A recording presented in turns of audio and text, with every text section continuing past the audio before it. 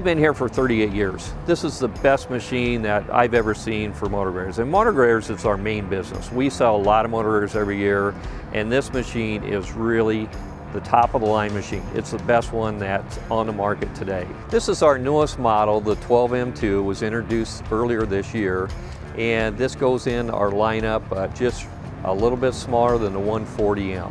It weighs in at over 37,000 pounds. We have a lot of improvements on this machine versus our competition, and we'd like to take you into detail and show you how great a superior machine this is versus our competition.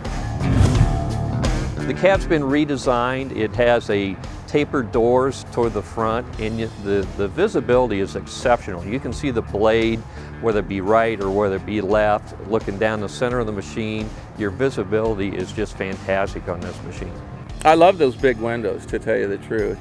You know, so you can see your blade a lot better. Your visibility, yeah, visibility's great right on that. Okay. So, yeah, I'm pretty happy with it. Really.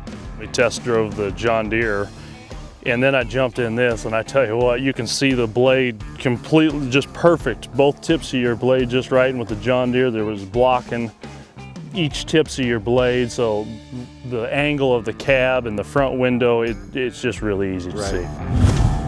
This thing is so comfortable to run, and when some of these outfits are running 10 hours a day, even 8 hours a day, the guy is going to be so comfortable by the end of the day. He's not going to be, his shoulders aren't going to be stressed. He's going to be very relaxed in the seat, and when he crawls off this at the end of the day, he's going to feel great, and he's going to do a lot more production during the day. So my shoulders and back after running this all day is a lot, it feels a lot better than that 140H.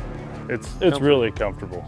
I love running it. We have sold over 160 of the joystick motor graders so far in Nebraska, and we have talked to a lot of those guys. They don't want to go back. Once they have these and they get used to them, they don't want to go back to the old systems. Have you run any of the competitive models before? Almost all of them, put it that way. Okay. At one time, no, I mean not, but I'll be honest with you, if I'd take a cat with no steering wheel over the competitor without. Okay. With one. With one, okay. Yeah.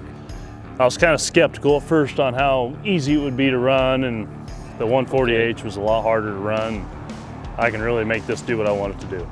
It was really easy. Our machines offer the lowest cost per hour, and in part we have the best components on here that have the lowest repair frequencies. The Caterpillar transmission plates are here on my right. Our competitor plates are over here. We have the same amount of plates.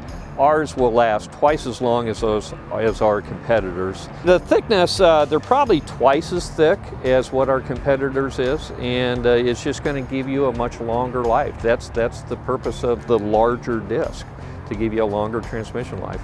We don't have issues with our transmissions as our competitor does. Our rod sizes are 2-inch in diameter, and our competitors are 1.25 inches in diameter. Might not be a big issue on a nice day today, but if you had a snow plow on the front of it and you're busting snow drifts, I think that's when you would find the importance of having those 2-inch cylinders up there. Downtime's critical when you're in the middle of the winter. The Caterpillar hoses are 4-wire hoses. All our hoses on this complete machine are 4-wire. Our competitor uses a 2-wire hose. They're just a lot thicker. They're going to hold up. They hold up to abrasion a lot better if they happen to rub against each other, but they're just a lot more durable hose than a 2-wire hose. Our hoses on the machine, they're clamped down. They use clamps throughout the machine to keep the hoses from rubbing with each other. And when hoses rub against each other, they rub through and then they start leaking after a while.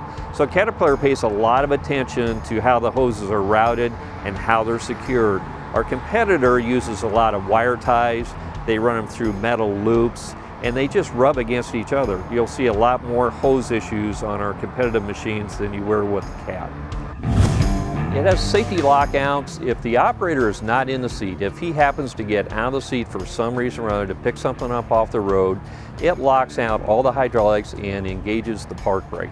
Our previous models did not do that, and that's a great safety feature. The other thing that it does have, if if the operator is fueling the machine or walking around the machine doing an inspection in the morning, there is an emergency shut-off on the outside of the machine. It's just a toggle switch that's toward the rear of the machine.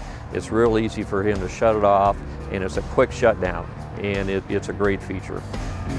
Our resale values are always much higher than our competitors. For example, a 10-year-old Caterpillar machine is worth $50,000 more than our closest competitor. You're one of the decision makers here at Custer County. Can you tell me the process that you go through when you're analyzing machines and your purchasing decisions, how that's influenced? We maintain their fuel consumption, their fuel hour ratio, their operating expenses per hour, their repair cost per hour, their depreciated schedule. I always tell board members we don't buy them to own them. Okay. We buy them on a segment of time, and we're looking at that top side and the back side on the salvage and how many hours we theoretically think we're gonna put on that piece of equipment, and we put that number together that gives us kind of what our operating costs are going to be. Okay. We compare that against other competitives. You can buy a lower cost machine up front. You may save $10,000, $20,000, $30,000, but in the end, you're going to lose about $50,000 just on the resale value alone. And our salvage values on those items, Caterpillar in particular, still maintains a credible value.